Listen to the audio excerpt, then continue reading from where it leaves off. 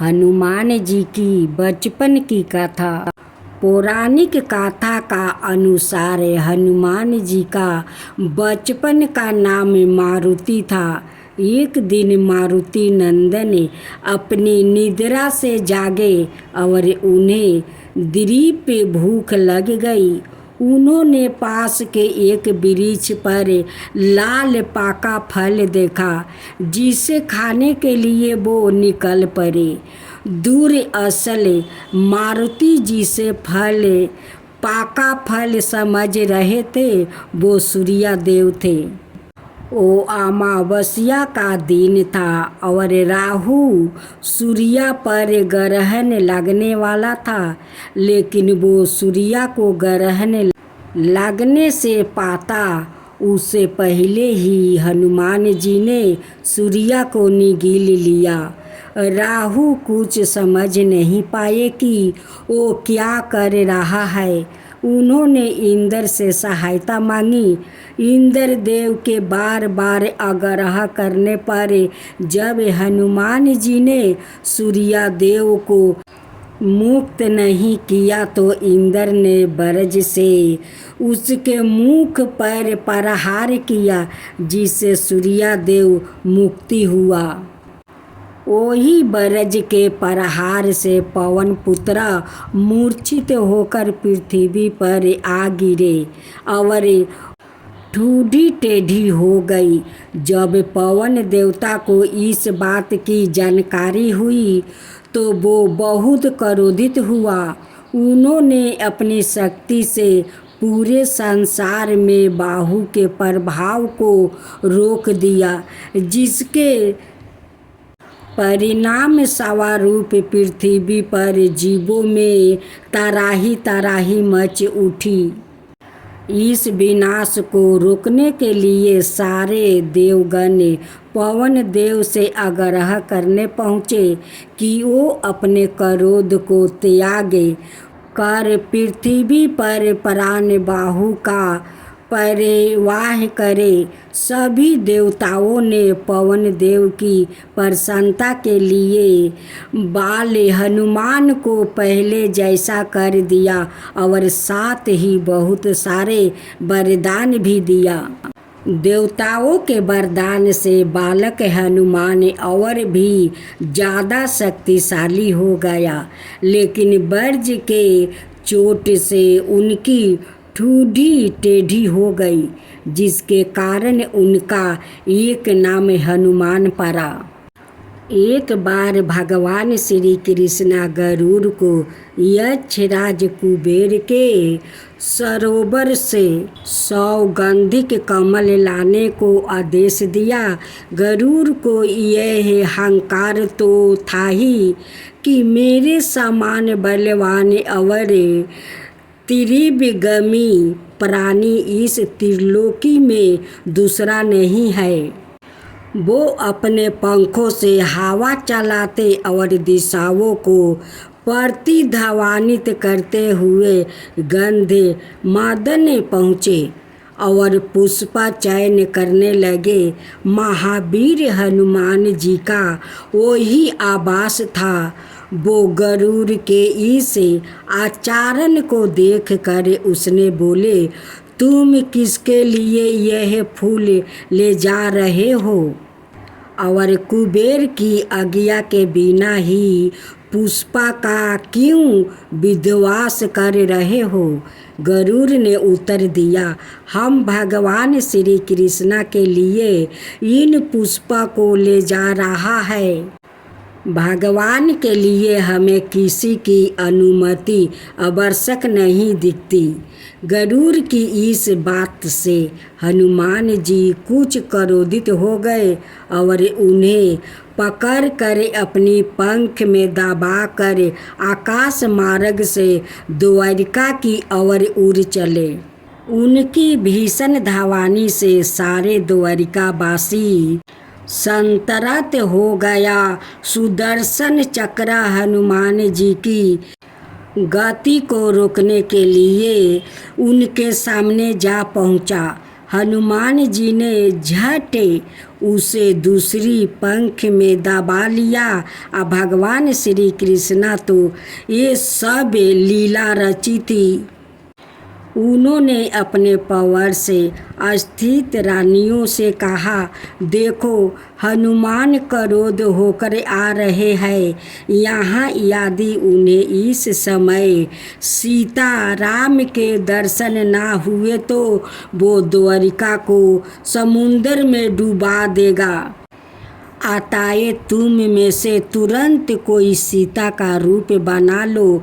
मैं तो देखा यह राम बना। इतना कह कर ओ श्री राम के सवा रूप में परिणित होकर बैठ गया। अब जानकी जी का रूप बनाने को हुआ, तब कोई भी ना बना सकी। अंत में भगवान ने श्री राधा जी का स्मरण किया। वो आई और झट श्री जानकी जी का स्वरूप बन गई। इसी बीच हनुमान जी वहाँ उपस्थित हुआ। वहाँ वो अपने इष्ट देव श्री सीताराम जी को देखकर उनके चरणों पर गिर गया। इस समय भी वो गरुड़ और सुदर्शन चक्र को बड़ी सावधानी से अपने दोनों बगलों में दबाए हुए थे। भगवान श्री कृष्ण ने राम भेष में उन्हें आशीर्वाद दिया और कहा, बस तुम्हारी आँखों में यह क्या दिखलाई पड़ रही है?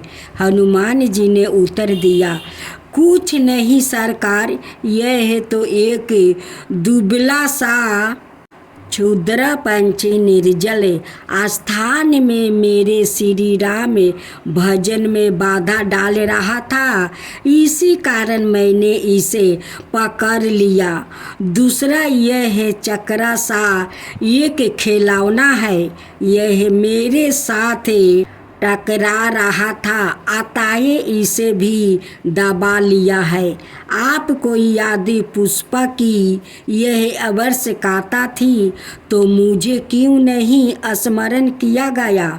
यह बेचारा पखेरु महाबली शिव भक्त यक्ष के सरोवर से बलपूर्वक पुष्पक लेने में कैसे समर्थ हो सकता है?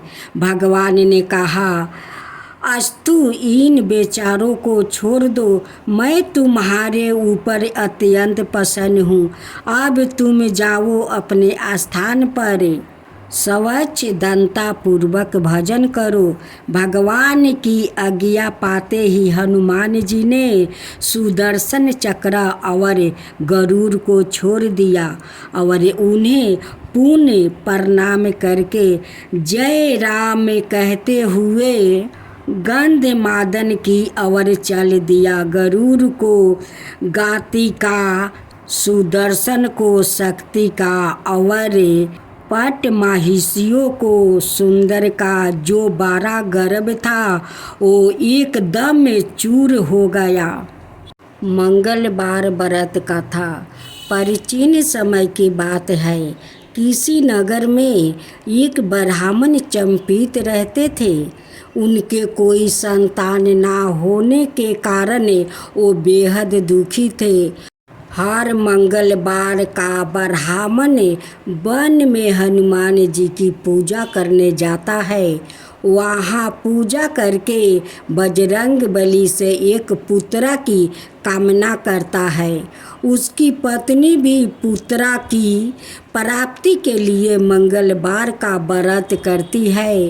वो मंगलवार के दिन व्रत के अंत में हनुमान जी को भोग लगा कर ही भोजन करती है। एक बार व्रत के दिन ब्राह्मणी ना भोजन बना पाई और ना ही हनुमान जी को भोग लगा सकी। उसने प्रण किया कि वो अगले मंगलवार को हनुमान जी को भोग लगाकर ही भोजन करेगी। वो भूखी पियासी 6 दिन तक पड़ी रही। मंगलवार के दिन वो बेहोश हो गई। हनुमान जी उसकी निष्ठा और लगन को देखकर प्रसन्न हुआ। उन्होंने आशीर्वाद दिया। सावारूप ब्राह्मणी को एक पुत्र दिया और कहा कि यह तुम्हारी बहुत सेवा करेगा।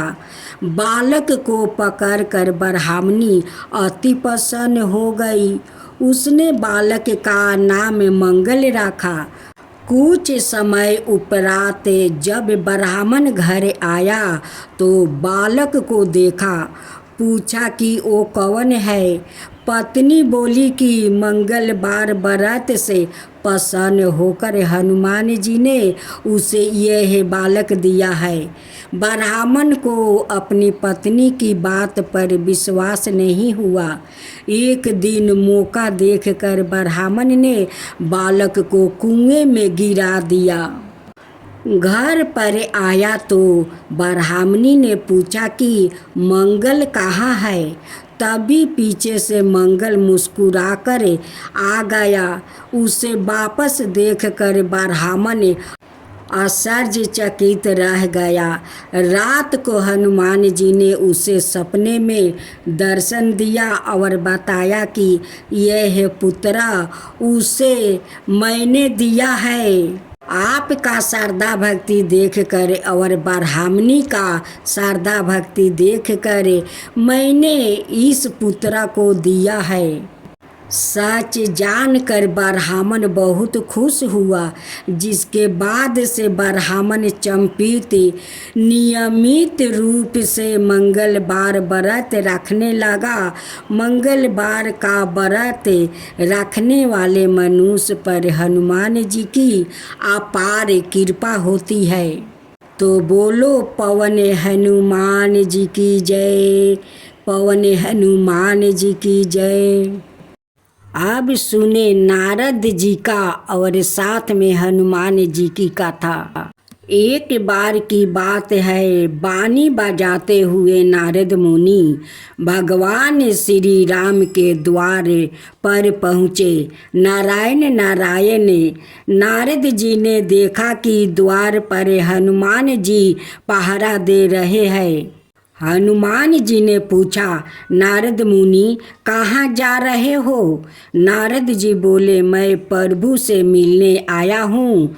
नारद जी ने हनुमान जी से पूछा, प्रभु इस समय क्या कर रहे होंगे। हनुमान जी बोले, पता नहीं, पर कुछ बही खाते का काम कर रहे होंगे। प्रभु बही खाता में कुछ लिख रहे हैं। नारद जी बोले, अच्छा क्या लिख रहे होंगे। हनुमान जी बोले, मुझे पता नहीं, मुनिवर आप खुद ही देख आना। नारद मुनि गया प्रभु के पास और देखा कि प्रभु कुछ लिख रहे हैं। नारद जी बोले, प्रभु आप वही खाते का काम कर रहे हैं, या काम तो किसी मुनीब को दे दीजिए। श्री राम प्रभु बोले, नहीं नारद, मेरा काम मुझे ही करना पड़ता है। यह काम मैं किसी और को नहीं सौंप सकता हूँ। नारद जी बोले, अच्छा प्रभु ऐसा क्या काम है। ऐसा आप इस बही खाते में क्या लिख रहे हो। प्रभु जी बोले, तुम क्या करोगे देख कर जाने दो। नारद जी बोले, नहीं प्रभु बताइए, ऐसा आप इस बही खाते में क्या लिखते हैं। श्री राम प्रभु बोले, नारद इस बही खाते में उन भक्तों के नाम है जो मुझे हर पल भजते हैं। मैं उनकी नित्य हाजिरी लगाता हूँ। नारद जी बोले, अच्छा प्रभु जरा बताइए तो मेरा नाम कहाँ पर है। नारद मुनि ने बही खाते खोल कर देखा तो उनका नाम सबसे ऊपर था। नारद जी को गर्व हो गया कि देखो मुझे मेरे प्रभु सबसे ज़्यादा भक्त मानते हैं। पर नारद जी ने देखा कि हनुमान जी का नाम उस बही खाते में कहीं नहीं दिखता है। नारद जी सोचने लगे कि हनुमान जी तो प्रभु श्री राम जी के खास भक्त हैं, फिर उनका नाम इस बही खाते में क्यों नहीं है? क्या प्रभु उनको भूल गया है? नारद मुनि आए हनुमान जी के पास, बोले हनुमान, प्रभु के बही खाते में उन सब भक्तों के नाम है जो नित्य प्रभु को भजते हैं, पर आपका नाम उस बही खाते में कहीं नाम नहीं है। हनुमान जी ने कहा, मुनिवर, होगा आपने शायद ठीक से नहीं देखा होगा। नारद जी बोले, नहीं नहीं हनुमान, मैंने ध्यान से देखा पर आपका नाम कहीं नहीं है। हनुमान जी ने कहा, अच्छा कोई बात नहीं, शायद प्रभु ने मुझे इस लायक नहीं समझा होगा जो मेरा नाम उस बही खाते में लिखा जाए। पर नारद जी प्रभु के एक अन्याय दान दीनी भी लिखते हैं, उसमें भी वो नीत कुछ लिखते हैं। नारद जी बोले, अच्छा हनुमान, आपका नाम कहाँ है? हनुमान जी ने कहा, हाँ। नारद मुनि फिर गए प्रभु श्री राम के पास और बोले, प्रभु सुना है कि आप अपनी अलग से दयन दीनी भी रखते हैं, उसमें आप क्या लिखते हैं? प्रभु श्री राम बोले, हाँ, पर वो तुम्हारे काम की नहीं है।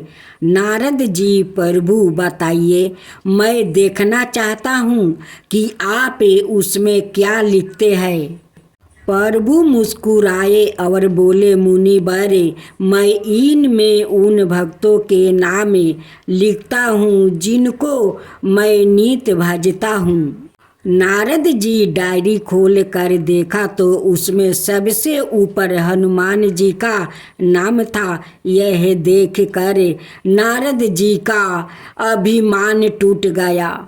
कहने का तात्पर्य यह है कि जो भगवान को सिर्फ जीभा से भजते हैं उनको प्रभु अपना भक्त बनाते हैं, और जो हृदय से भजते हैं उन्हें भक्तों के वो सवाए भक्त हो जाते हैं। ऐसे भक्तों को प्रभु अपनी हृदय रूपी विशेष सूची में रखते हैं।